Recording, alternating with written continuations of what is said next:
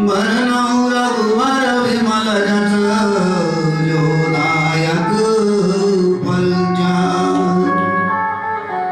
बुद्धिहीन तनु जानिके सुमिरो पवन कुमार। बल बुद्धि विद्या देऊ मोहि हरहु कलेश विकार।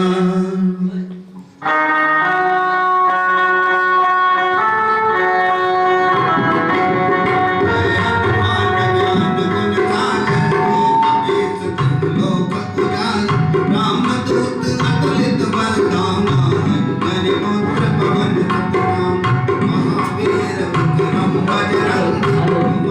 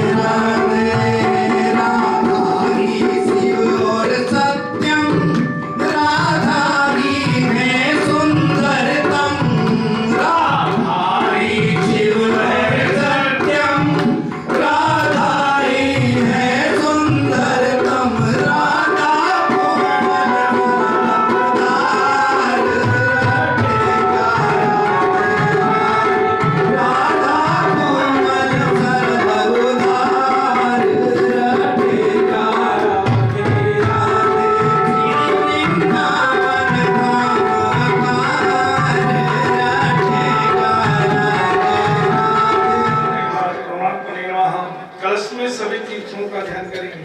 हरि ओम महामहिदेव सुल्तान भरि भव्योग मोक्तपुरी सूर्य वात्वाज रमिया तम सर्वनाम साधै भगवान चार विषय क्षण संसर्गमान मान कुमान कुमान ओदिनो नमो से परिवार सुधारे समय स्वास्थ्य जगन लाइना नमो से पाठ पढ़ो पद्म नाय यावत भागवती गदा तावतम सुस्थिरा स्थिरो भव समर्पयामि।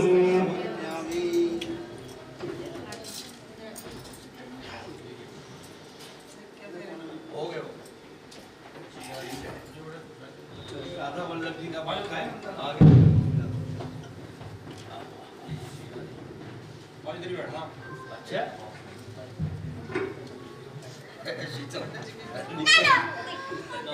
नीचे ठीक है। ये राधा वल्लभ जी का पाठ है। राधे राधे गाइए तो राधे राधे गाएंगे। व्यास जी का ध्यान करें। ओम व्यासाय रूपाय व्यास रूपाय विष्णु ब्रह्मले वासिष्ठाय नमो नमः चतुर्वर्ण्य ब्रह्मादो आवरप्रोर्यवालोचनं संभो भगवान नारायण व्यासाय नमः समर्पयामि। समर्पयामि बोलो समर्पयामि। सुखदेव जी का ध्यान करना है तोते की मूर्ति में। भगवान जी आइए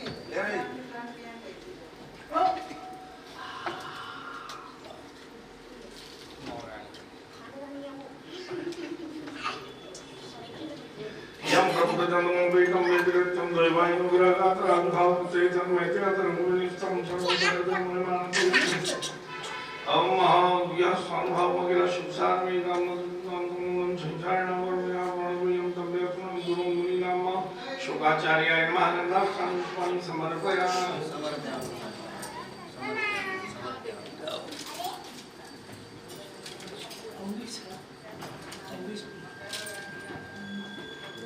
हरि ओम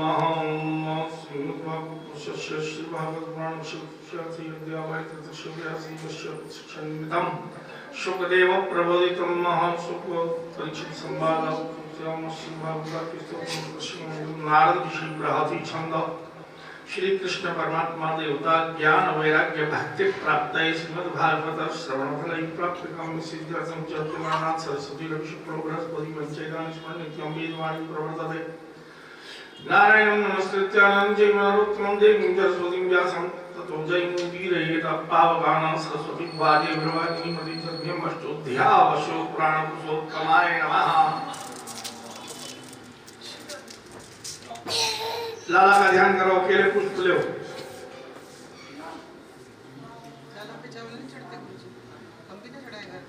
जगन्नाथ जी के दर्शन किए हो तब कर सकते हो। जगन्नाथ जी थोड़ी गए वो वाले जगन्नाथ जी नहीं, दूसरे उड़ीसा समुद्र के किनारे वाले द्वारकाधीश तो गए थे। अच्छा हुआ है द्वारकाधीश, सोमनाथ जी सोमनाथ हुआ है। हरि ओम महापालम सत्संगमनस्ताय वासुदेवाय हरि परमात्मने कृष्णाय गोविंदाय नमो नमः। ओम नमो नारायणाय पुरुषाय मातुलिं शुद्ध सत्कृष्णाय महांसाय धीमहि। ओम महापालम सर्वसिद्धस्मृतिभ्यं देवाय नमो नमः। कृष्णात् त्वमपि आवाहनं तु देवां तस्मै नित्य पूजनेन अस्मद्गायकस्य बालः गोविन्दात् शिवपूजितोऽयं वरहाभिरमणोगर्गं सर्वपादकं संवैक्यं निवान्तानं सुजयापुरं योऽन्तः प्रविश्यमावात्मावृतं सन्नियतचक्रवर्त्वमन्यां शास्त्रचरणं समर्पयामि। प्राणान् नमो भगवते पुरुषाय तुभ्यं। नन्दनन्दनाय नमः। जलपात्र स्पर्श। तुलसी जी का ध्यान करने चावल लेकर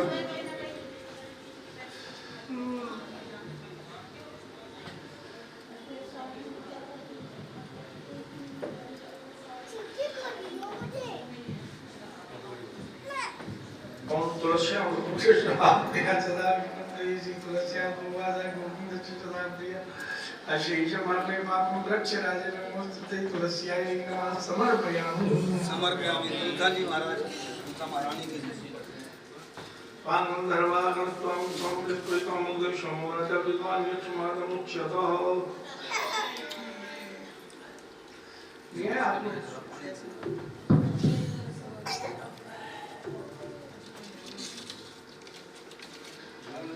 नहीं हो लगाओ लगाओ दोनों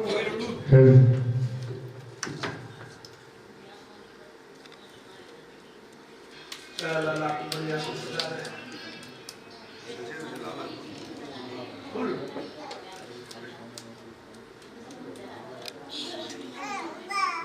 गंधा दौड़ता हूँ छोटा दौड़ता हूँ मुझे को मेरी श्री महा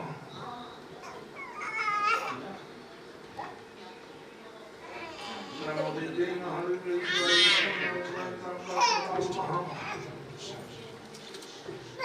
नमो ब्रह्मण्य देवाय माला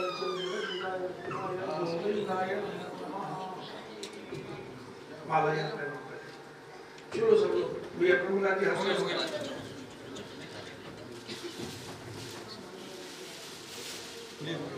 ओ विरम पदे विजुवल यश्वाय सहित विरम भाव कृष्ण महा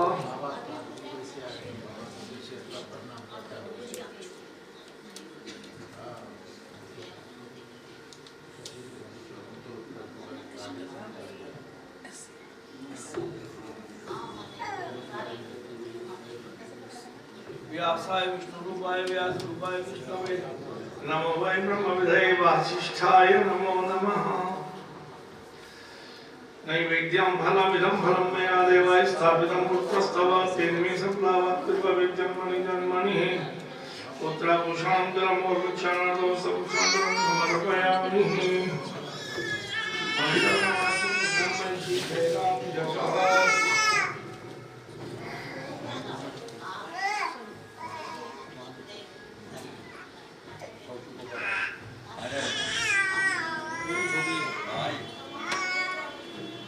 अच्छा वो कह मेरे को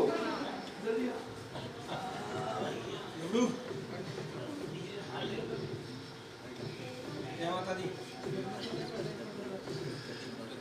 चंदात के मुक्ता स्वामित पुण्यम हेरा निगर वर्तम भीम बीजम विवाह सुनंदम निबलम शांति मुदियो क्षमे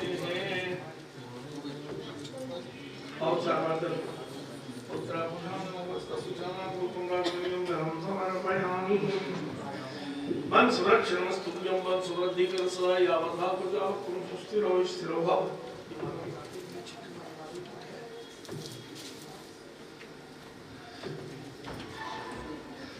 इधर मैं दिला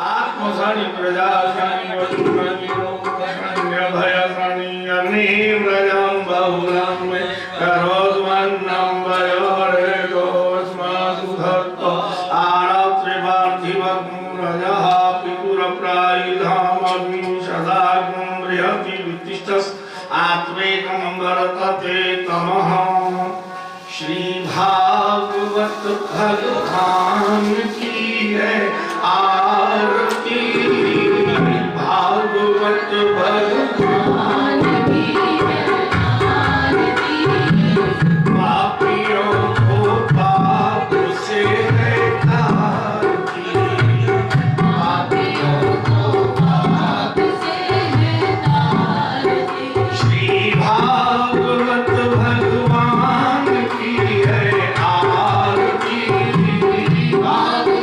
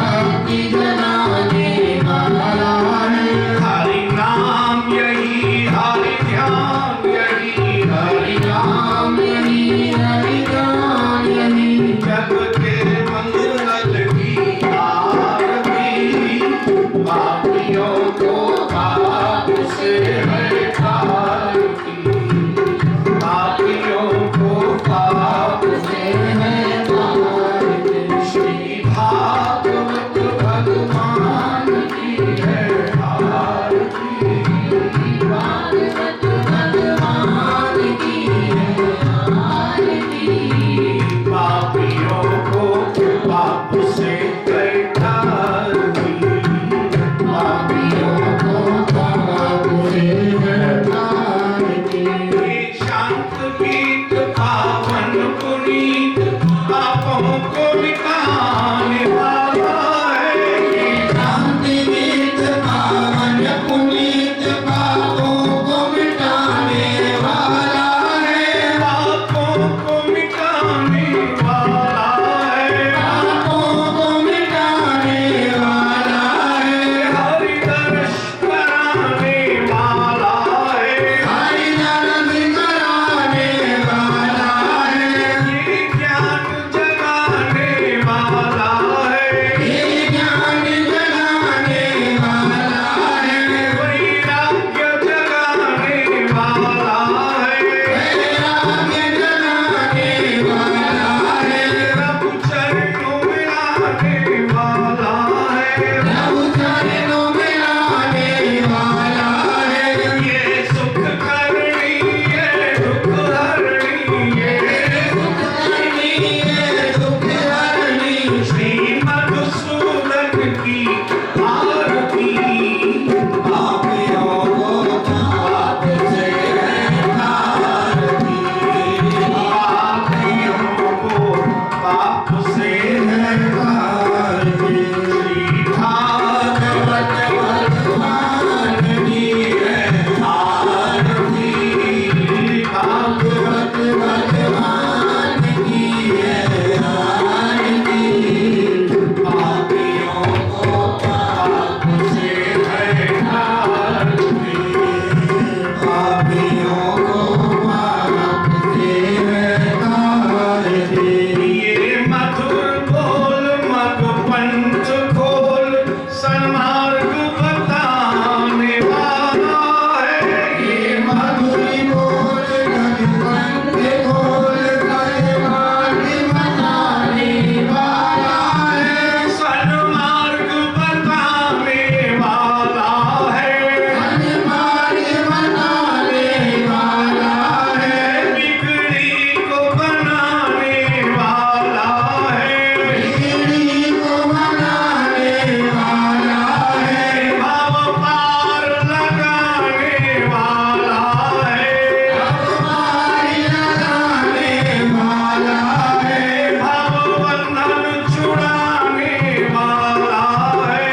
हम बंधन छुड़ाने वाला है। ये मोक्ष दिलाने वाला है, मोक्ष दिलाने वाला है। श्री राम यही घनश्याम यही, राम यही घनश्याम यही।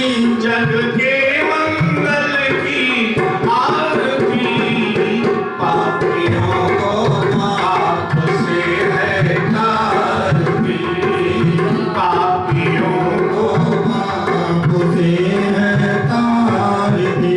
श्री भागवत भगवान की है आरती।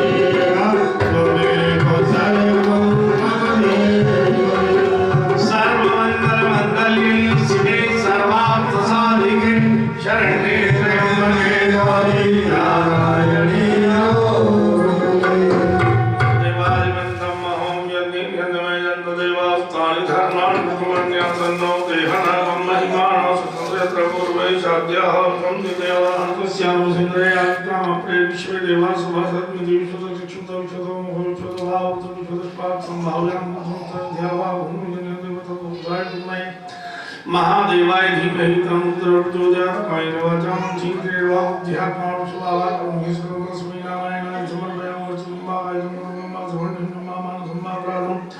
वेदम वेदम सर्वमेध समद्वा जय जय कर्माभ्य श्री महादेव शंभो सेवंतिका भगवतं भगवान् कुमारादि गर्भे सारवस्पै बिल्वा प्रवाल सुधीधर मंजरी विद्वान पूज्य विश्व में प्रतिकारण सुगंध पुष्पाणिका कालो भवानी पुष्पांजलि में आत्मा ग्रहण उपदेश्वर पुष्पांजलि समर्पयामि बोले नंदनंदन भगवान राधा गोविंद भगवान भागवत महापुराण व्यास भगवान सुखदेव भगवान की पितृश्वर भगवान की नमः पार्वती पते हर हर महादेव। एक परिक्रमा कर प्रभु को प्रणाम कर अपने स्थान पर बड़े प्रेम से विराजमान हो जाएं। इष्ट देवताभ्यो नमः कुल देवताभ्यो नमः ग्राम देवताभ्यो नमः स्थान देवताभ्यो नमः सर्वेभ्यो देवेभ्यो नमः सर्वेभ्यो तीर्थेभ्यो नमः एतत् कर्म प्रधान पुरुषेश्वराय विनीताय श्री द्वारकेशाय जगन्नाथाय बद्री विशालाय रामेश्वराय भक्ति रूपी गंगा में अवगाहन करेंगे। स्नान पाप आचमन की इच्छा से आए हुए श्रोतावृंद, पूर्व में हम चित्त को पवित्र करने वाली कथाओं को सुन रहे थे। आज कथा के विश्राम का दिन है। आज की कथाओं में हम स्वयं को समर्पित करेंगे। संसार की माया और काया जो जगत में मिली है, ये गोविंद को समर्पित करेंगे। अच्छा सच बताओ, मेरे द्वारकाधीश से कौन विवाह करना चाहता है? मेरा तो हो गया, मैंने बिंदी टीका चोटी देख, जो तो हाथ उठाए देख तो लो, देख ले इधर, कन्हैया से ब्याह करेंगे।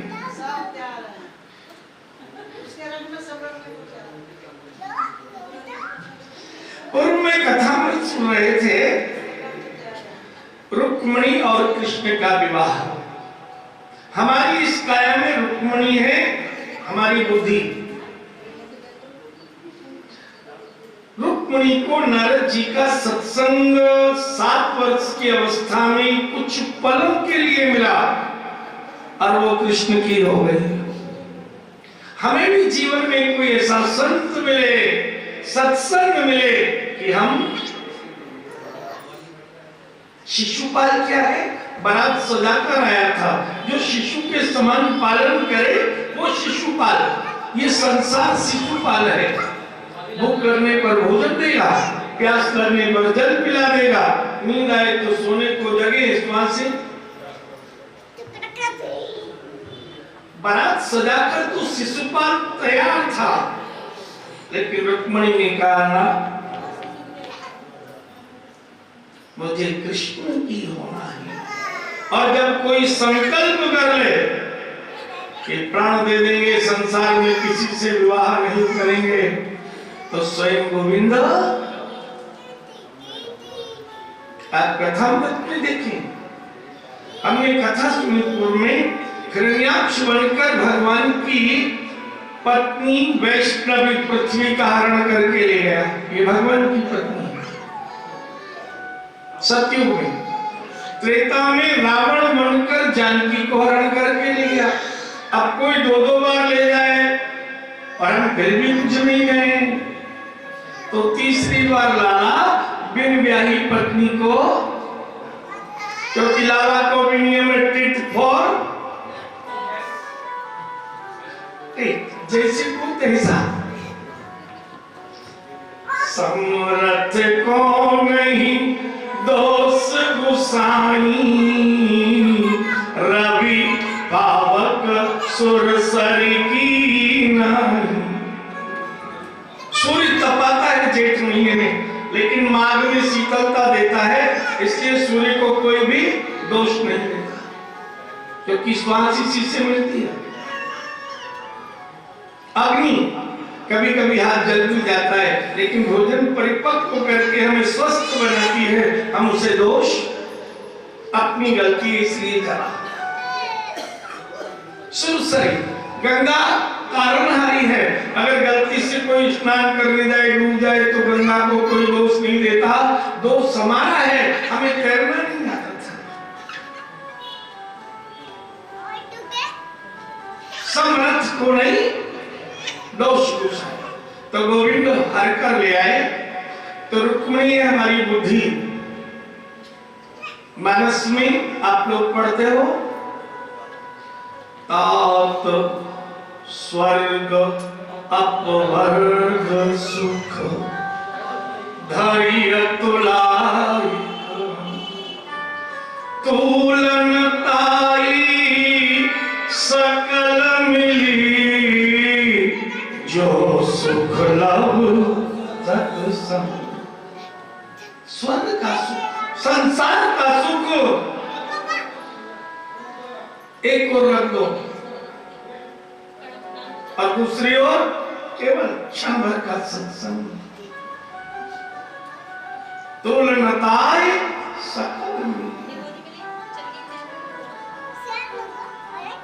एक घड़ी आधी घड़ी, आधी में पुण्यात, तुलसी संगत साधु की, हरय कोटि अपराध। करोड़ों अपराध केवल क्षण। ये बुद्धि केवल गोविंद को अपना पहचान ले, मानना अलग बात है और पहचानना अलग बात है।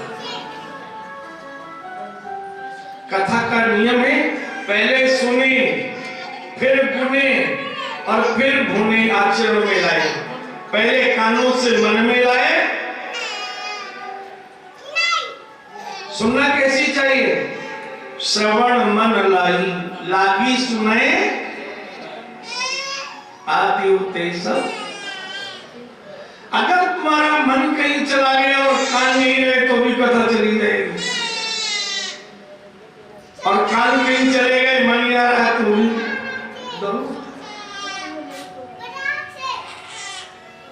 तो बुद्धि। राजा रेवत की कन्या रेवती से बलराम जी का विवाह हो गया था, तो बलराम जी एक घर में रहते थे पूरी व्यवस्था कर। इधर कन्या रुक्मिणी से ब्याह कर लिए, तो सारी व्यवस्था एक भवन में दाऊ दादा ने करी। अब ब्याह तो कर लेते, पर घर की व्यवस्था कन्हैया सारी जिम्मेदारी ताऊ जी की। थोड़े ही समय में रुक्मिणी और कृष्ण के द्वारा एक पुत्र का जन्म हुआ, नाम रखा गया प्रद्युम्न। 10 दिन का ही था प्रद्युम्न। भगवान द्वारका में द्वारकाधीश बनकर सभा में थे, रुक्मिणी महल में थी, वो किसी कार्य में चली गई। इतने में पालने में से प्रद्युम्न को संबरासुर नाम के दैत्य ने उठाया और ले जाके समुद्र में डाल दिया। समुद्र में एक मछली ने उसे भोजन समझकर भक्षण कर लिया। मछली का पेट बड़ा हो गया और उसको इतनी जोर की भूख लगी, अतिशय भूख। एक शिकारी ने अपनी बंसी डाल रखी थी, बंसी कहते हैं मछली पकड़ने का कांटा, उसका भी नाम कन्हैया की बंसी भी पकड़ती है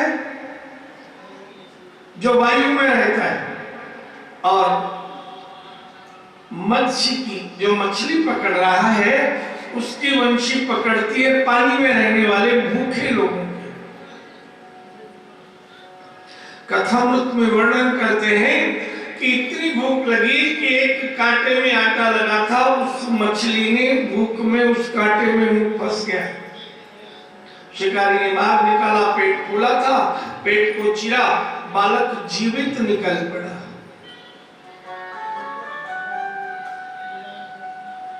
बालक को वहीं छोड़ा और शिकारी चला गया मछली लेकर। अब ये बालक रोने लगा। जब बालक जोर से रोया तो एक स्त्री भ्रमण कर रही थी, उसने बालक को रोते देखा, पहचान लिया और उठा लिया। सुखदेव जी कहते हैं, राजा परीक्षित, साच कामस्य भई पत्नी रतिर्नाम शिश्वनी पति निधन देहस्य काम प्रतीक्षत। ये कामदेव की पूर्व जन्म की पत्नी रति थी। भगवान ने जब महाराष्ट्र में कामदेव को भस्म किया तो भगवान ने कहा, मेरे प्रथम पुत्र के रूप में अवतार लेगा और समुद्र तट पर तुम्हें प्राप्त होगा। इसने देखा, पहचाना, गोद में लिया। इधर रुक्मिणी जी ने देखा पलंग में बालक ने, रथ चलाकर द्वारका की सभा में आई। जहां रहने के भवानी बोए भेंट द्वारका में, बीच की द्वारका पानी में समा गई है। तो अगर आप जाओगे कभी दर्शन करने तो द्वारका अलग है और भेंट द्वारका स्टीमर में अलग जाना पड़ता। तब मार्ग था कि श्रापित हुई द्वारका तब डूबी। रथ लेकर आई और कहा, हमारा पुत्र पालने में था, पता नहीं कहां चला गया। भगवान श्री कृष्ण रथ को चलाने लगे। रुक्मिणी जी बैठी वही समुद्र किनारे आए, सामने इस लाला को लिए दौड़ रहे। रुक्मिणी जी बोली, यही हमारा पुत्र है और ये स्त्री की गोद में है। भगवान कृष्ण बोले, इसका अपमान मत करना, सम्मान करना। ये हमारे पुत्र की पूर्व जन्म की पत्नी है और मैंने इससे वचन दिया था, ये यहाँ तब से प्रतीक्षा कर रही थी। सम्मान के साथ रथ पर चढ़ाओ, द्वारिका सजवाओ और पुत्र का विवाह पूर्व जन्म की पत्नी से। इससे कहते हैं सतुग्नि पुत्र। भगवान की आप कथामृत में देखेंगे 16,108 पत्नियां, 1,61,080 पुत्र। लेकिन यहाँ विशेष 3 पुत्रों की कथा है, एक सतोगुणी, एक रजोगुणी और एक तमोगुणी। सतोगुणी पुत्र वो जो पिता के दिए हुए वचन को,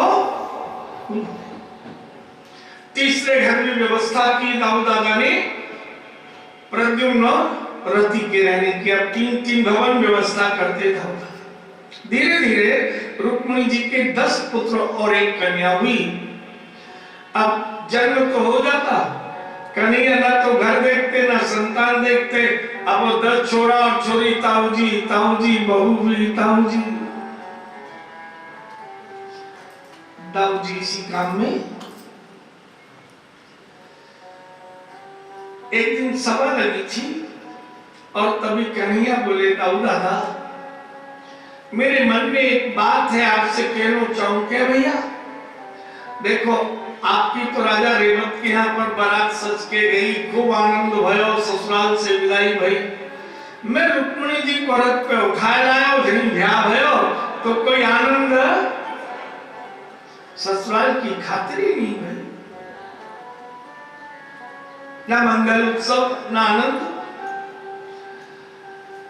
दाऊ दादा बोले, पिछले जन्म में मैं लक्ष्मण हो, आप राम। पिताजी ने 3 ब्याह करे, तीसरी पत्नी ने प्राण, एक ही ठीक है। जानते तो थे लाला मन की करे। कथामृत में प्रश्न करते हैं और क्या सुनना चाहते हो? परीक्षित, सुखदेव जी ने पूछा। मैंने सुना है सत्राजित ने अपनी कन्या सत्यभामा से कृष्ण का विवाह किया था।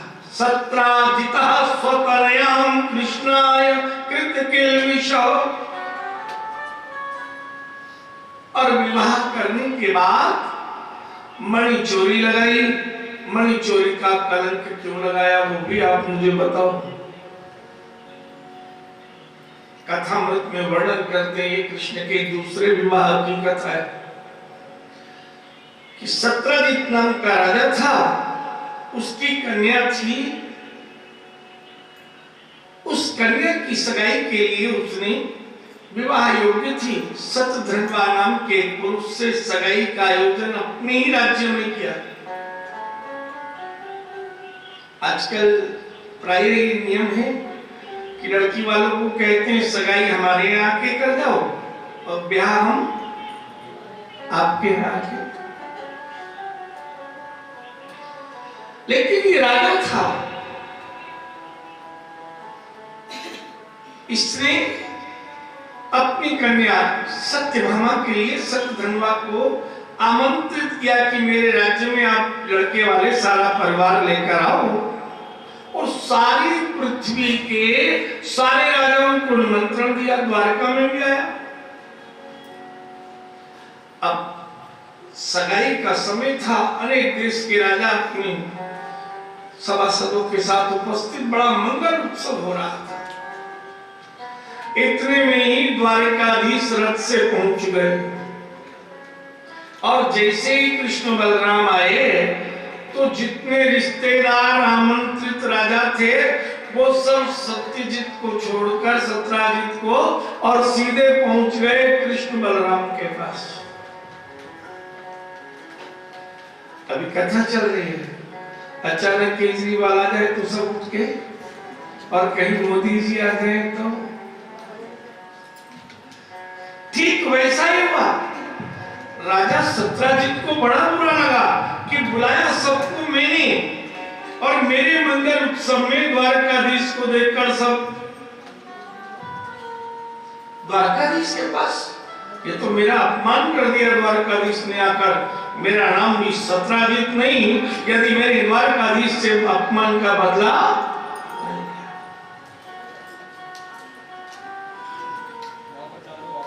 सगाई हो गई, द्वारकाधीश द्वारिका चले गए। राजा सत्राजित की मित्रता थी भगवान सूर्य से। ये सूर्य भगवान के पास में गए और सूर्य भगवान से कहा कि मेरा द्वारकाधीश ने बहुत अपमान किया है, आप मुझे कोई ऐसी वस्तु दो जो त्रिलोकी में किसी के पास नहीं हो, मैं द्वारकाधीश का अपमान करना चाहता हूं। भगवान सूर्य सत्राजित के मित्र थे, शमंतक मणि दी और मणि देकर का इस मणि का जो भी मणिधारी होगा दिन भर में अपने हाथों से जितना खर्च करेगा उससे 8 गुना धन ये मणि दे दे। और ऐसी कोई और मणि जगत में नहीं। सत्राजित ने कहा ये ठीक है। सूर्य भगवान से मणि ली, अपने नगर में आया, अपने भाई प्रसेन को साथ में लिया और दोनों भाई घोड़े पर द्वारिका में आ गए। ऐसी सभा लगी, मणि को गले में लटका लिया। अब उसमें सूर्य जैसा प्रकाश था, ऐसे करने लगा तो चकाचौंध होने लगी, आंखों में चुभने लगी। भगवान कृष्ण जान गए इसके हृदय में ईर्ष्या है और ये मुझे अपमानित करना चाहता है। भगवान कृष्ण ने कहा सत्राजित जी आप तो भक्त हो, ये मणि आप मेरे पिता वसुदेव जी को दे दो, राजा के पास खूब खर्च करेगा, खूब धन आएगा तो प्रजा सुखी रहे। इसको लगा श्री कृष्ण चाहते हैं कि मणि में उनके पिता को दे दूं और जो अपमानित में करना चाहता हूं वो तो होंगे। मना कर दिया, मैं मणि नहीं दूंगा, मेरे मित्र सूर्य ने मुझे दी है। बात आई नहीं। जो सूर्य भक्त होते हैं वो सूर्य की 2 प्रकार की उपासना करते हैं। एक उष्ण यानी गर्म उपासना, अग्नि से, और एक शीतल उपासना जल से। जल चढ़ाते हैं जेठ मास में, माघ मास में सूर्य तपते, चारों ओर कंडे की अग्नि। आपने देखा होगा साधुओं को, चारों ओर अग्नि, गोद में भी अग्नि, गले में और सिर पर भी अग्नि, उसे कहते हैं अग्नि सूर्य तप। तो रविवार का दिन था, ये तप करने लगा। भाई पुरुषसेन ने मणि रखी थी, शाम तक तो भैया तप करेगा जब तक सूर्यास्त होगा। मणि को गले में लटकाई, घोड़े पे चढ़ा और द्वारिका घूमने लगा। शाम को अंधेरा हुआ, ये लौटकर नहीं आया, जंगल में चला गया। जंगल में जो जंगली हिंसक पशु होते हैं, इनकी आंख और हमारी आंख दोनों अलग अलग है। हमारी आंख उजाले में देखती है और हिंसक पशु की आंख अंधेरे में। अब मणि से हो रहा प्रकाश, और आप देखिए उससे अंधे हो जाते हैं हिंसक पशु, शेर, चीता। अब जब प्रकाश पुंज देखा तो एक सिंह ने प्रसेन पर आक्रमण किया। मणि दूर और प्रसेन दूर, घोड़ा पेट फाड़ के प्रसेन का रक्त पी लिया सिंह ने, घोड़े को भी मार दिया, उसका भी रक्त पी लिया। अब मणि प्रकाश दे रही थी तो सिंह बड़ी जोर से गर्जना करता और फिर मणि पे आक्रमण करता। रात्रि का समय, वन में दहाड़ सिंह की सुनी। इसी वन में रहते थे जाम्बवान राम के वृक्ष। ये वही हैं जो श्री राम के सेनापति हैं। जब सिंह बार बार दहाड़े मणि पर आक्रमण करे तो इनको आया क्रोध। भालू की आंख ऐसी होती है जो दिन में भी देखती है और रात में भी देख लेती है, पर दिखता उससे 15-20 फीट का ही, इससे ज्यादा नहीं। इसीलिए वो ये पास में आए, आकर सिंह को मार दिया जामवान जी ने, और मणि को धक्का देते हुए अपनी माद में जहां रहते थे उनके रहने का घर, जामवान वृक्ष अपनी पत्नी धाय और अपनी पुत्री जामवंती के साथ रहते थे। अब धाय और जामवंती माँ बेटी उस मणि से खेलने लगी। पूरी रात निकल गई। रात भर न भाई मिला, न घोड़ा मिला, न मणि मिली। सत्राजित ढूंढते रहे। सुबह सत्राजित ने सारी द्वारका में कहा कि भगवान कृष्ण ने मेरे भाई को मार दिया और मणि ले लिया। भगवान श्री कृष्ण को मणि चोरी का कलंक। अब बात ज्यादा नहीं छुपती। दाऊ सारथी के कान में आई। दाऊ सारथी दाऊ दादा के पास गए। दाऊ दादा, अब तो हद हो गई। पहले लाला घर घर माखन चुरा दो, फिर छोरी चुरा लाओ, और अब तो हद हो गई। कोई वस्तु लेनी हो तो आदमी को मार के भी ले ली। बलराम जी बोले ऐसे कृष्ण नहीं कर सकते। क्या हुआ? बोले सारी द्वारका में बदनामी हो रही है, सत्राजित के भाई को मारकर मणि ले ली। बलराम जी ने श्री कृष्ण को बुलाकर कहा तुम मणि चोरी का कलंक लगाया है राजा सत्राजित ने। रथ में सत्राजित को बिठाओ और कुछ द्वारकावासी बिठा के 2-4 रथ लेकर वहीं जाओ जहां मणि हो। इस सत्राजित को इसकी मणि दे दो, तुम्हारा कलंक समाप्त हो जाएगा। 4-6 रथों में कुछ द्वारकावासी रख लिए, सत्राजित को बिठाया।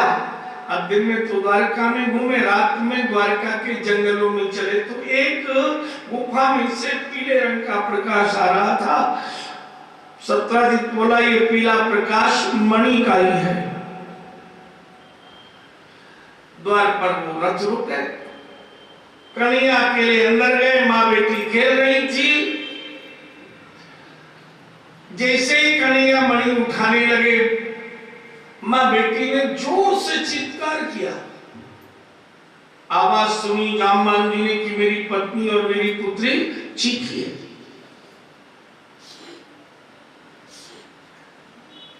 गर्जना करते आए और जैसे ही अपनी माद में घुसे, कृष्ण मणि हाथ में थी, कृष्ण पर आक्रमण किया। कृष्ण और जाम्बान दोनों में युद्ध होने लगा।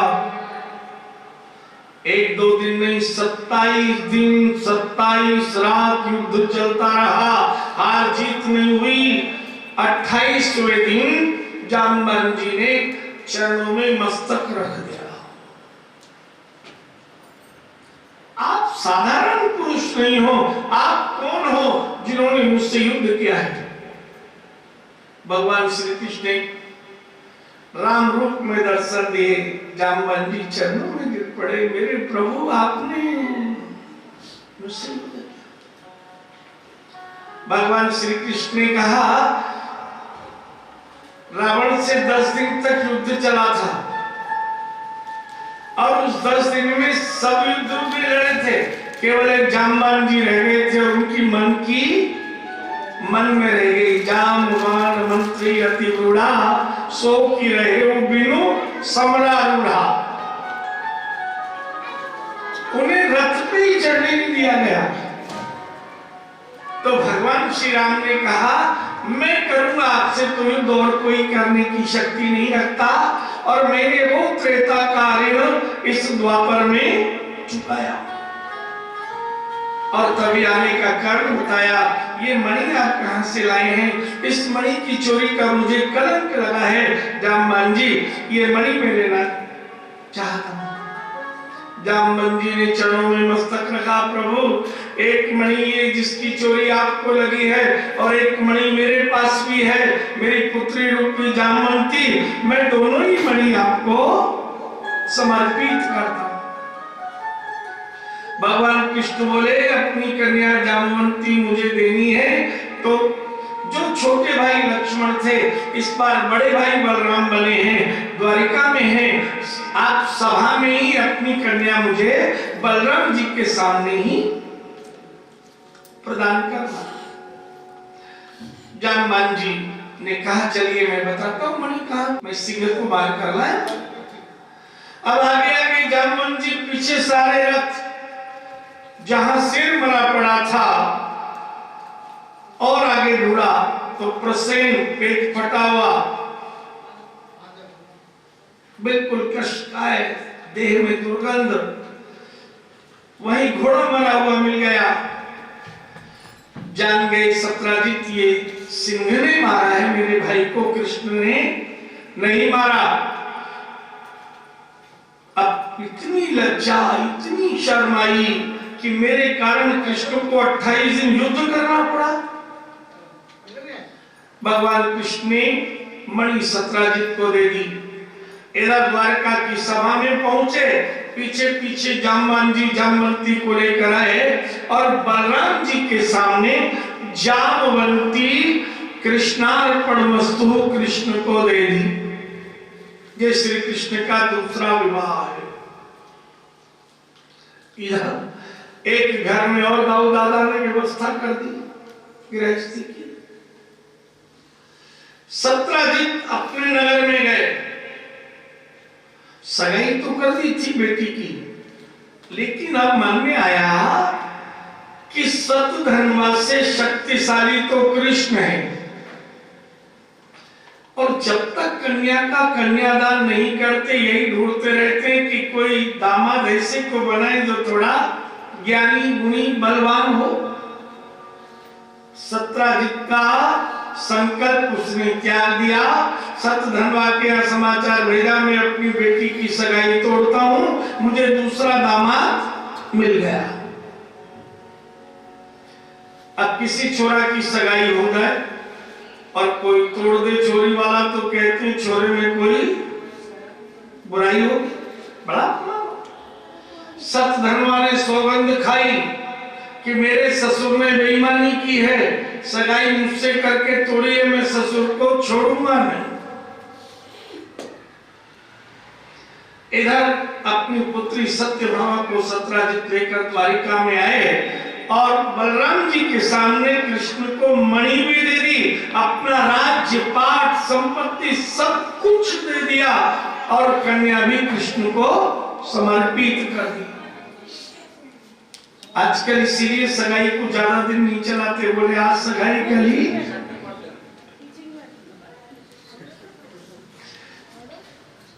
अच्छा मिल जाएगा, सगाई का तो नुकसान है पैसे का, छोरा अच्छा मिल गया चलो बदलो।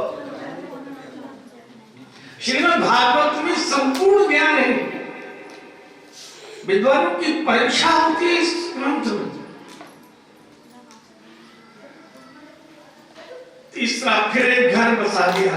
अब कृष्ण की 3-3 पत्नियां, धीरे धीरे जामवंती और सत्यभामा से भी 10-10 पुत्र और 1-1 कन्या हो गई। 30 पुत्र, 3 कन्या, बहू, और इतने में ही कामदेव के भी पुत्र हो गए अनिरुद्ध, 1 पोता।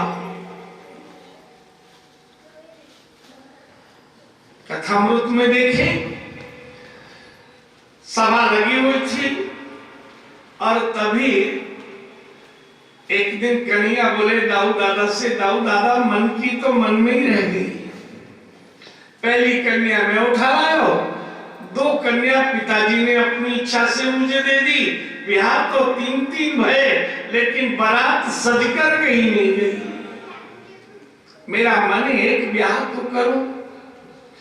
दाऊ दादा को आई गुस्सा, 30-30 छोड़ा, 3-3 छोरी, बहू पोता, दाऊ जी ब्याह तो कर ले, सामान लोगों को पड़े। अब दाऊ दादा को आई थोड़ी गुस्सा, दाऊ दादा बोले मेरे संगी तो सभा में चले गो, मेरे संगी लौट के आएगो, बिल्कुल परछाई जैसे दाऊ दादा रहने लगे, ब्याह नहीं करने दो। 5-10 साल निकल गए। एक दिन कृष्ण अपनी भाभी रेवती जी से बोले, देखो भाभी आखिर मैं समझदार हूं, बाल बच्चेदार हूं, भैया तो परछाई जैसे मेरे साथ रहते, एक पल भी मुझे नहीं छोड़ते, साथ उठते, उठकर उठाते और सुलाकर सोते, मेरा दम घुटता है। अब भाभी को आई दया, बलराम जी से कहा भाई बराबर को भैया ऐसे सतानो ठीक नहीं है, आपको मन बहुत दुखी आ जाए। बलराम जी बोले ज्यादा पक्षमती ना ले, बिगड़ो है। नहीं थोड़ा कुछ दिन के लिए। बलराम जी को पत्नी की बात समझ में आई। बलराम जी ने कन्हैया से कहा तू दुखी हो के मत रहे, तेरा मन होए कहीं जावे आवे को तो तू घूम यहाँ। कन्हैया बोले मेरे मित्र अर्जुन हस्तिनापुर में रहते हैं, दिल्ली का नाम ही हस्तिनापुर है और यही पांडवों की राजधानी थी। बोले अर्जुन के पास में जाऊंगा। बलराम जी ने कहा दो मित्र थोड़ी देर मन की कह सुन लेंगे। और नियम था जब कृष्ण अर्जुन साथ होते तो रथ हमेशा कृष्ण चलाते थे, अर्जुन ने कभी रथ नहीं चलाया। कई बार होता है दो मित्र होते हैं, उसको दूसरे भरोसा नहीं दे, भैया मैं तेरे संग चलूंगा पर गाड़ी तो मैं चलाऊंगा, तुझे नहीं चलाऊंगा। एक दिन यमुना के किनारे कृष्ण रथ चला रहे थे, अर्जुन बैठे थे, एक कन्या जयमाल लिए घूम रही थी। लाला बोलो अर्जुन देखियो जंगल में काहे को डोल रही है। अर्जुन पास में गए, आप कौन हो, किस इच्छा से घूम रही हो।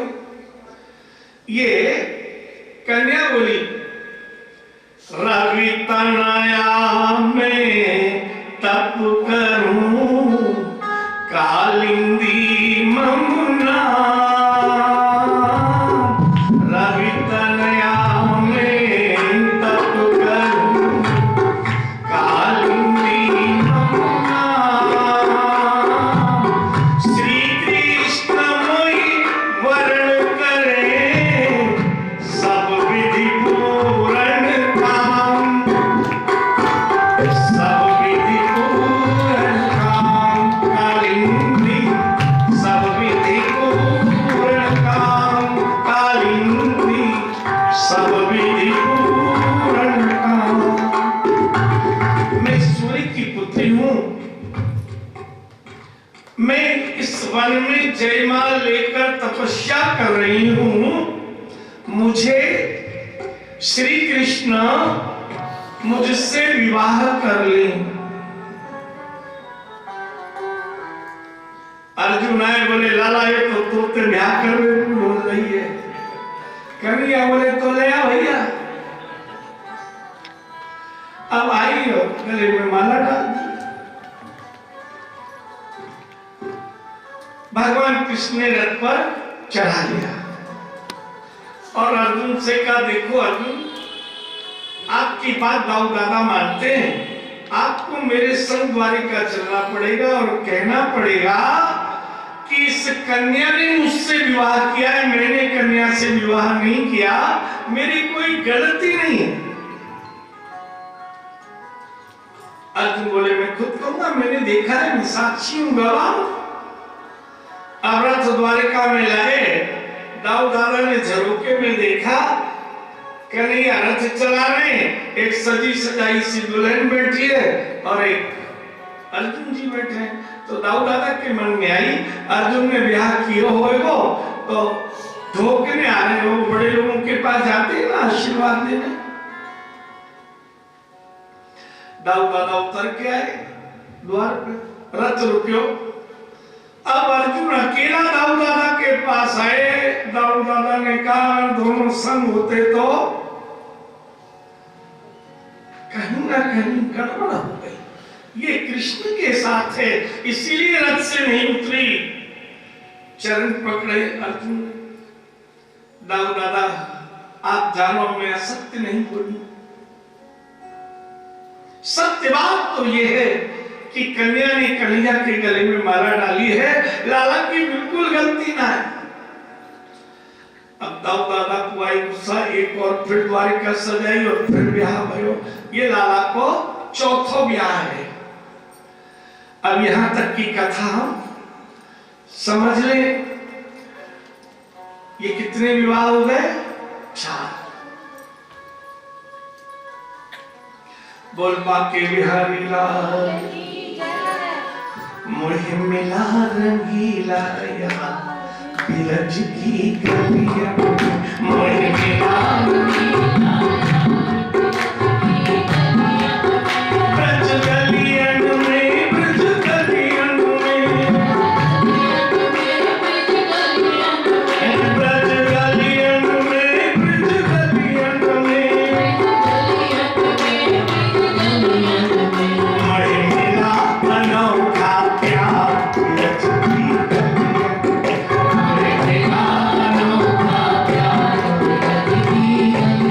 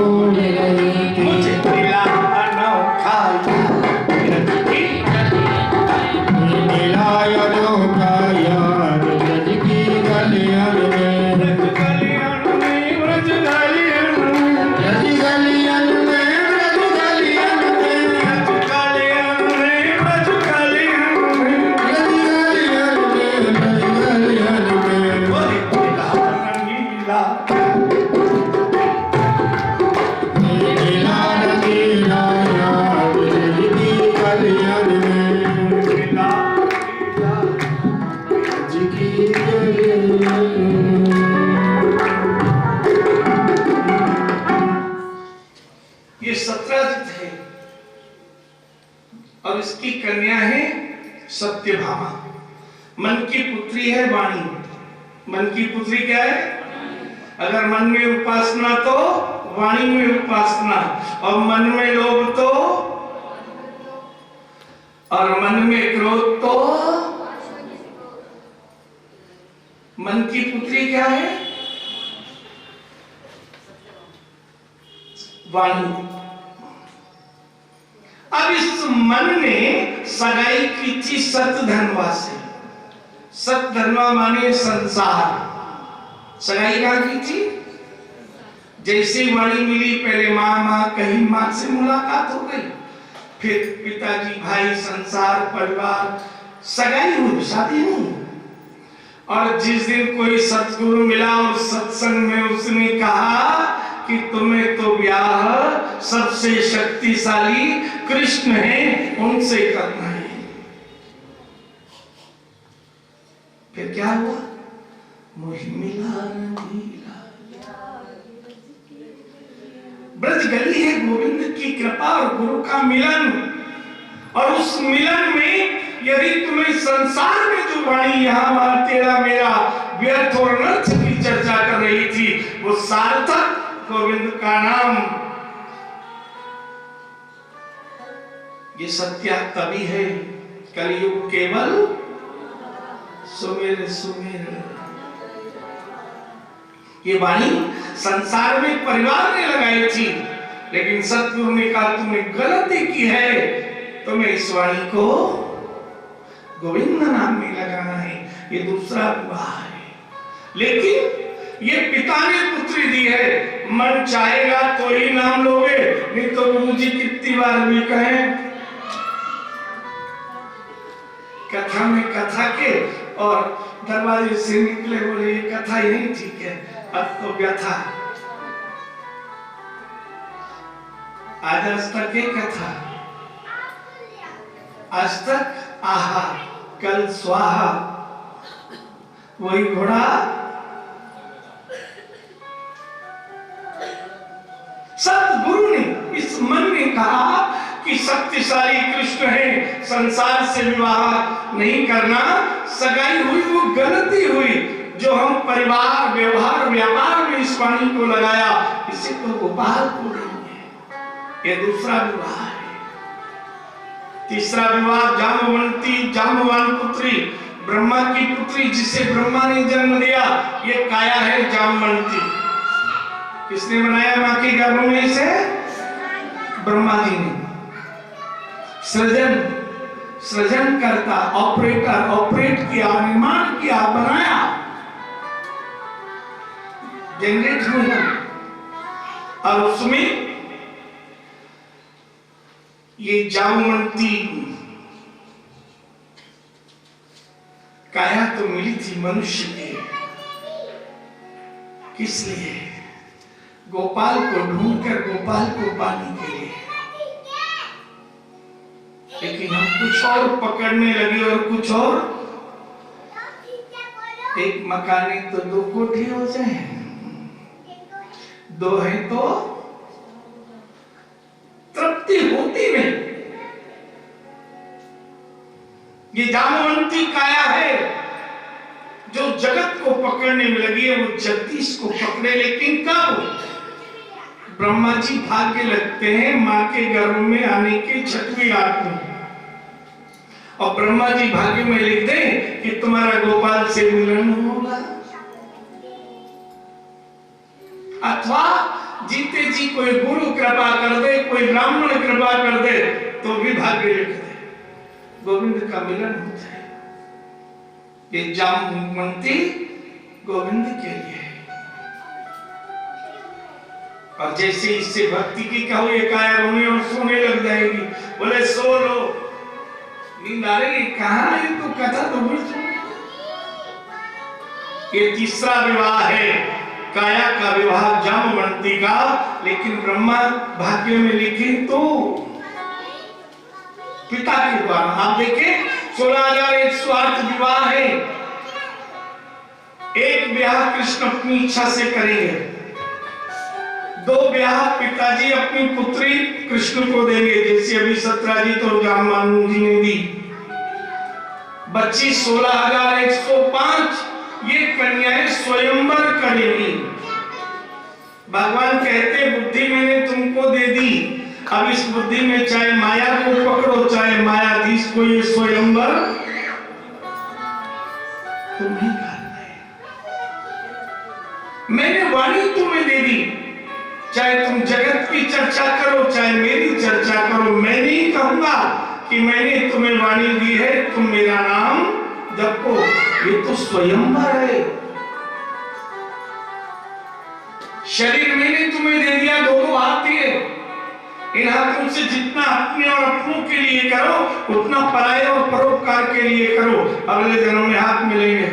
और नहीं तो सांप जैसे हाथ, दो पैर दिए हैं, जितना परिवार और व्यापार में चलते हो उतना ही गोविंद और तीर्थों में चलो, अगली बार चरण मिलेंगे।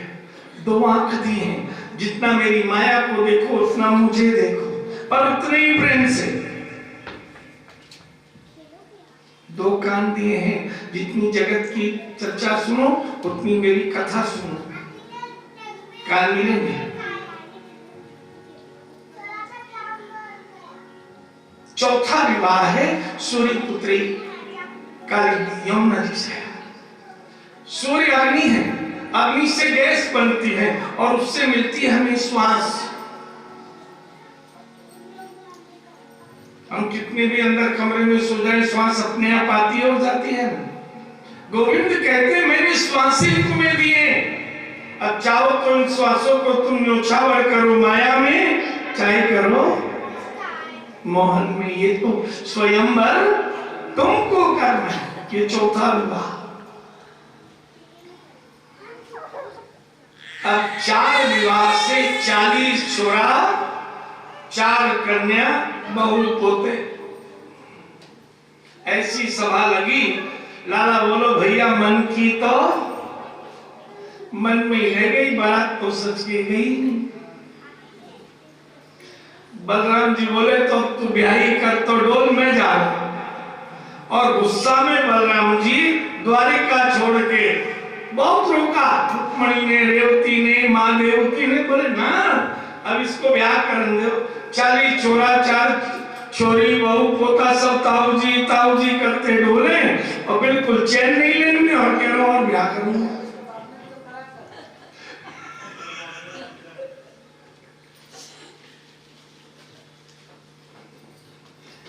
अब कृष्ण द्वारकाधीश के आसन पर बैठे, दाऊ जी दुर्योधन के पास आ गए। दुर्योधन शिष्य हैं बलराम जी के, गुरु शिष्यानंद में रहने लगे। अब जैसे हम दिल्ली में श्रीनगर में रहते हैं, अगर हमारे यहाँ कोई सगाई ब्याह हो तो कोई मिनिस्टर आ जाए तो सुंदर लगे नहीं, शोभा बढ़ जाए। ठीक ऐसे ही द्वारका में किसी के यहाँ भी मंगल उत्सव होता तो सबका मन करता कि कृष्ण बलराम आएंगे तो शोभा बढ़ जाएगी। गांव की छोरी का गांव में ही ब्याह हो जाए, पहले उसको सब जीजी कहे, बड़ी हो जाए तो फिर बुआ जी कहे, फिर और बड़ी हो जाए तो बूढ़ी दादी कहे। तो नगर की नगर में ही ब्याह हुई थी। ऐसी एक बुआ जी थी, बहुत से स्वयंवर में वरों को बुलाया हुआ था। उन्होंने भी आकर वसुदेव जी बहन कहते थे तो कन्या भी बुआ कहते थे। बलराम गांव की गांव में ही थी। इसने कहा, बिंदा बुआ नाम था। स्वयंवर में कन्या विवाह में वर चुनेगी, अगर कृष्ण बलराम आए तो शोभा बढ़ेगी। क्योंकि युवाओं का ही काम है ब्याह शादी में, बूढ़े बड़े का काम तो है नहीं स्वयंवर। वसुदेव जी बोले बलराम जी तो चले गए हैं हस्तिनापुर, ऐसा करूंगा मैं श्री कृष्ण और उसकी भाभी रेवती देवर भाभी को भेज दूंगा। भाई दोनों भाई की हाजिरी हो जाएगी, देवर भाभी आ जाएगी। रेवती जी और कृष्ण पधारे।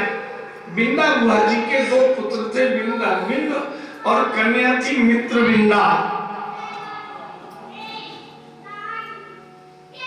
स्वयंवर में कन्या आई जयमाल लेकर, सब बिल्कुल बैठ गए, लेकिन उसने किसी और नहीं देखा। लाला के गले में माला। लाला बोलो भाभी जी से, भाभी जी मेरी गलती बिल्कुल ना है, या छोरी नहीं। रेवती जी बोली यही कलह के कारण तो घर छोड़ के गए और एक छोरी और मिल जाएगी। बिंदा बुआ जी से वसुदेव जी ने कहा, बहन विवाह तो तभी होगा जब बलराम आ जाएंगे, उसके पहले विवाह नहीं करेंगे। बातें अंगेज तो हुई गई। 1-2 बरस और निकल गए। एक कीर्ति नाम की बुआ जी थी, बहुत उठना बैठना आना जाना भाई बहन को व्यवहार वसुदेव जी से। वह कीर्ति बुआ जी की छोड़ी है शुद्ध कीर्ति। शुद्ध कीर्ति का भी स्वयंवर में विवाह था। तो वसुदेव जी ने सोचा सारी द्वारका की छोरी कन्हैया के गले में थोड़े ही माला डालेंगे, एक डाल दी मित्र वृंदावन, या फिर देवर भाभी को रेवती जी और लाला आए। ये शुद्ध कीर्ति आई और किसी की तरफ नहीं देखा लाला के गले में। अब तो 2-2 छोरी अंगेज है। रेवती जी बोली अब तो बड़ा मुश्किल है जाएगा। 2-2 छोरी अंगेज है गई। कीर्ति बुआ जी से भी कहा जब बलराम जी आएंगे तब ब्याह होगा वसुदेव जी। इसी प्रकार का स्वयंवर था लक्ष्मणा का। लक्ष्मणा ने भी गले में माला, 3-3 छोरी अंगेज हो। बलराम जी आए नहीं, 7 वर्ष हो गए। रेवती जी एक दिन देवकी मां अपनी सासू से बोली, बड़ी बहू, कि देखो दोनों भाइयों की लड़ाई में वो घर छोड़ के चले गए, 7 वर्ष हो गई, ये घर छोड़ना मेरा क्या अपराध है? मैं अकेली, और सब ताई जी कहते छोरा डोले। 40 छोरा 4 छोरी, ताई जी। देवकी जी ने कहा कि बलराम जी किसी है, ऐसा करो रुक्मिणी जी को साथ ले चलो। रुक्मिणी जी का बलराम जी सम्मान करते थे और किसी की बात नहीं। रुक्मिणी जी, रेवती जी और देवकी जी तीनों हस्तिनापुर आई। देवकी मैया ने डांट कर कहा, 8वां वर्ष चल रहे हो है, क्या कर दिया तुमने? भाई की लड़ाई में हमारी क्या गलती है? रुक्मिणी जी ने चरण पकड़े, दादा मैं रोज आपके आशीर्वाद लेती चरण छूके, मैं उस आशीर्वाद से भी वंचित हो गई। 8 वर्ष हो गए, मेरा अपराध बताओ दोनों भाइयों के झगड़े में। देवकी मां बोली, पुत्र हो मेरे, मैं आदेश देती हूँ घर चलो। अब मैया ने, पत्नी ने, बहू ने जिसका सम्मान करके कहा, तो दाऊ दादा ने कहा चलो चलते, क्यों होगी तो देखेंगे। सभा में दोनों भाई बैठे, 2-4 ही दिन भये कि वो तीनों बुआ जी इकट्ठी होके,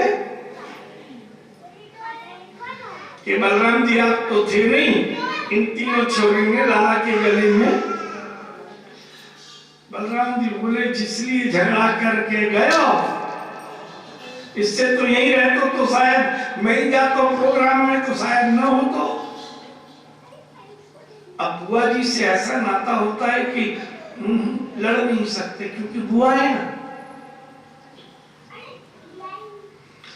3 मंडप सजाए गए और फिर द्वारिका सजी और ब्याह हुए। 3 घर की और व्यवस्था बलराम जी ने कर दी। धीरे धीरे 7 पत्नियों से 70 छोरा, 7 छोरी, बहू पोता परिवार। अब सब ताऊ जी। एक दिन ऐसी सभा में लाला बोलो कि मन की तो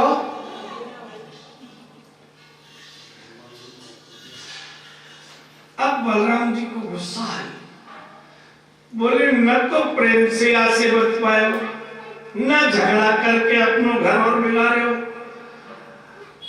बलराम जी बोले, अगर तूने 8वां ब्याह किया तो मैं तुझे, तेरी 7 पत्नी, 70 छोरा, 7 छोरी, बहू पोता, सबको द्वारका से बाहर निकाल दूंगा। अब मैं नहीं जाऊंगा कहीं, अब मैं तो तेरे परिवार के साथ। कन्हैया देव की मैया से बोले, दादा से इतना कह दो, जैसे 7 वैसे 8, जैसे 70 वैसे 80। देवकी जी ने कहा तो बलराम जी शाम का समय था, भांग लगी हुई थी। ओ मैया, मैं बता रही है कि मैं आपको द्वारका से बाहर निकाल दूंगा, जब सब बच्चे आके डोलेंगे तब इसकी अकल ठिकाने। देवकी जी से नहीं कहते। तो एक दिन रेवती भाभी के पास गए, भाभी साहब आप मेरी तरफ हो ना? बोले हाँ। लाला क्या? बोले मैं यही कह रहा हूँ, मैं एक ब्याह करने की। देख लाला, तेरे पीछे मैं 7 साल पहले अलग रही हूँ और कई मैंने तेरी तरफ बोली और कई उनके मन में आई कि मैं लाला की तरफ बोल रही हूँ और कई गुस्सा में कुछ कर लियो या कर दियो और कई गुस्सा में तो घर से निकाल दियो। फिर का लाला बोलो अब आप कोई कुछ मत करो, अब तो मैं ही करूंगा। अब तो मेरा नाम लाला है, लाला। अब भाभी ने कही देख सोच समझ के करियो लाला, ऐसा नहीं हुए कि कुछ बात बिगड़ जाए। अब कन्हैया से बड़ो चतुर और राजनीतिज्ञ न तो भयो और न होए। एक दिन सभा लगी भाई, दाऊ दादा हम द्वारका के राजा हैं, चतुरंगिनी हमारी सेना है। मेरा मन है कि एक बार सारे सैनिक, सारे द्वारिकावासी अपनी पत्नी, भाभी, माता, पिता, बच्चे, बहू, पोता सबको लेके पृथ्वी को चक्कर लगाए। बलराम जी समझ नहीं पाए और बोले दादा आप तो यही रही हो, ऐसे राज्य को खाली नहीं छोड़ो जाए। आपके 10-5 सखा जो साथ में रहे उनको रख ले। बलराम जी ने सोची कि चोरी चोरान से थोड़ी, बोले ठीक है। अब चतुरंगी सेना सजी, सारा परिवार सजा, रथ के रथ की व्यवस्था हुई। अब नियम होता है राजा की जब यात्रा निकलती है तो आगे उस देश का झंडा लेके गाइड, पथ प्रदर्शक, मार्गदर्शक चलता है। जैसे ही द्वारिका के बाहर आए तो उस गाइड ने पूछा कृष्ण के पास आकर, ये बताओ इधर से परिक्रमा करोगे पृथ्वी की या इधर से करोगे? लाला बोलो कहीं से नहीं करेंगे, ना इधर से करनी और ना उधर से। बोले फिर? सीधे राजा सत्यजित के यहाँ लेकर चलो। अब बेचारो गाइड तो वही करेगा जो महाराज क्या है। सीधे सत्यजित के, आप किसी राजा के यहाँ सजी हुई सेना प्रजा आ जाए और बिना बताए बेचारा डर गया। जितना उसमें बल था उसने सारी प्रजा का, चतुरंगिनी सेना का और कृष्ण के परिवार को अपनी ही भवन में रोका। शाम का समय सभा में सबको आमंत्रित किया। भगवान कृष्ण, उनके बगल में भाभी रेवती, एक और मैया देवकी, पिता वसुदेव जी, सातों पत्नियां, 70 चोरा, बहू, पोता, सब परिवार बैठे। और तभी राजा सत्यजित अपनी पत्नी और पुत्री के साथ आए और भगवान कृष्ण को चंदन मंदन अभिनंदन किया।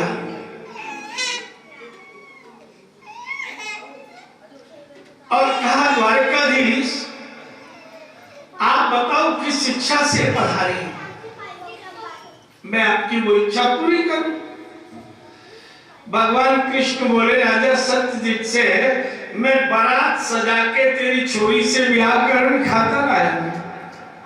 अब बगल में मैया देवकी बैठी है, इधर भाभी रेवती बैठी है, 7 पत्नियां बैठी है कि पतिदेव 8वां ब्याह करने बारात लेके आए।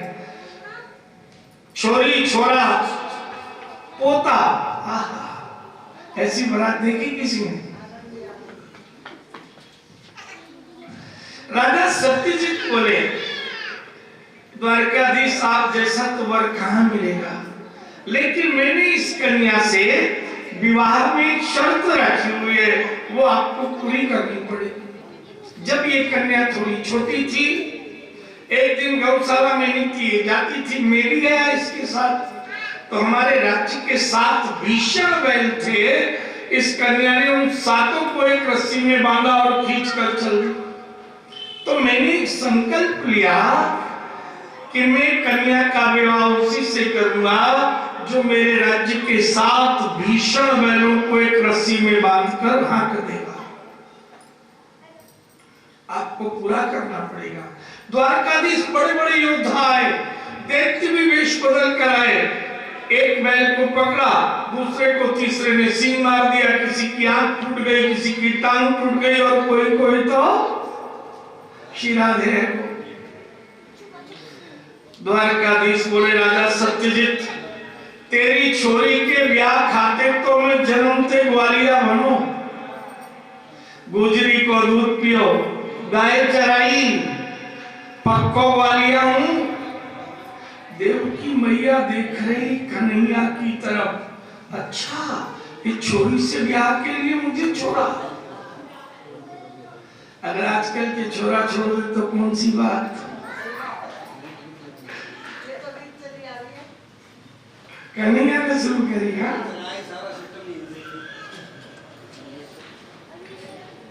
पक्को ग्वालिया हूं, 7 बैलों को एक रस्सी में खींचूंगा।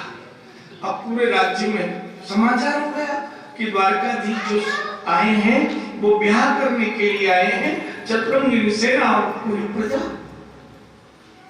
और दूसरे दिन सारा शहर, अब द्वारकावासी भी चर्चा है, कन्हैया ने कहीं नहीं ब्याह में, नहीं तो वैसी तैयारी से आते, हम तो घूमने के हिसाब से आए। बहन बुआ भांजी जो चाची मामी ताई मौसी जो थी वो सब।